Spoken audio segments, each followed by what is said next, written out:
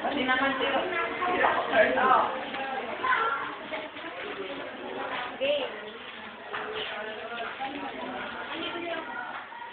Feel like this. Pwede lang kayo siya.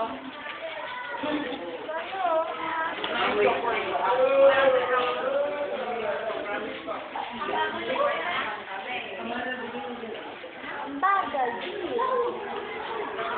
Tulatan, inilitahan sa isang buwan ng payagan sa Maynila ang Ayan, yan. San Diego sa dahilan Bukas na lang ako, wala na akong kain. pagbatang panyata kung paano idinara Laban mo muna.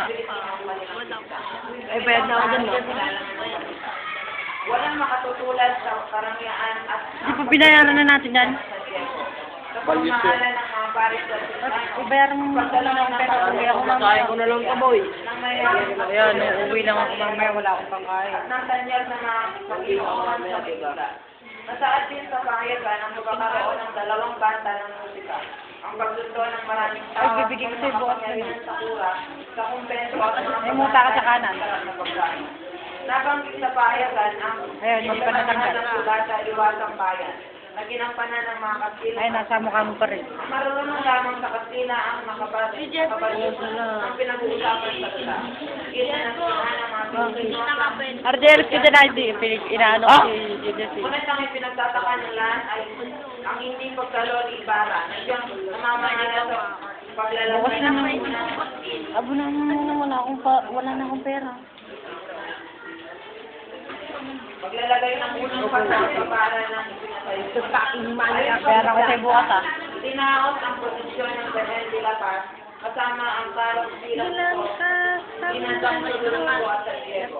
Pinamulan ng isang lantada kapalabog ng Hallelujah. Chairman ni Padre Manuel Martin ay namaan sayawan at mga biyasa ng saya. Ay, 5 lang naman eh. Kasangit na. Babayaran ko naman sa'yo bukas. Dati lang pumasa. Ginawa ko eh. At nagpiling ni La Brillante ay lubos na pinangaan ng lahat dahil sa ilang tao ito. Dumating sa pinahapunan ang altabi Mika! Mika! siya Mika! lalagay ng unang Parang yan 5 piso mo, bibigay ko bukas. dito ang natapos ang balita sa payagan. Samantala, sulit si Quito ay tumakas ng sulat sa kanyang kaibigan si Nadine Aristorena. Inanyayahan siyang dumalo sa upang makipagsaya at makipaglaro ng monte sa mga batikang sahur na sina Kapitan Tiago, Padre Damanso, Kapitan Joaquin, Kabetang Manuel. Tumanggap Wala na nga akong pera. Uuwi ako at naubos yung pera ko. sapagkat wala siyang hilig sa sipal tulad ng kanyang ama. Sa ngayon, ang tinanggap ni Ibarra na dadami at nakasaad ang ganito. Kristoso na. Ilang araw nang hinintay ng bisita. Ilang araw ay nasakit pinagdasal kita at pinagdulot ng 2 kandila kahit na sinabi ng tatay na hindi ko naman malubha. Kagabi, pinilit nila akong tumugtog at sumayaw kaya ako ay nayamot. Marami palang taong nayayamot sa daigdig. Kung hindi naman kay Padre Damaso, ay iiwan ko na sana sila. Ipaalam mo sa akin ang iyong kalagayan at ipadadalaw kita sa tatay. Ipaubayan mo na kay Andeng ang paghahanda ng iyong siya pagkat mahusay siya kaya siya iyong mga katulong. Maria Clara, Mabel.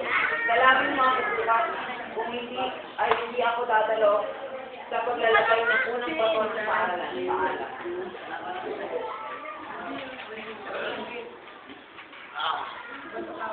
Guwapa ni Julius oh.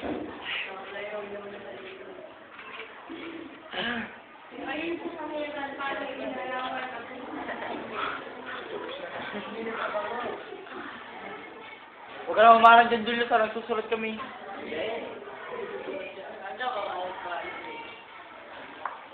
Ay, ang pogi pala ni Julius pagka sa camera. Uy! Kuha-kuha yung smile niya.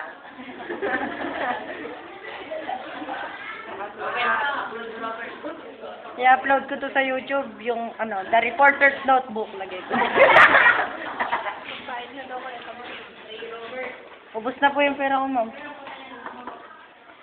Tatapusin na po, ma'am. Huwag ikaw, huwag mo yung harang yan ah. Ganito ang bahagi ng nilalaman ng balita. Walang mga katulad Tapusin ko lang po, ma'am. pagdiriwang ng isla ng San Diego. Sa pamamahala ng mga parish na gano'n, pagsalong ng Padre Hernando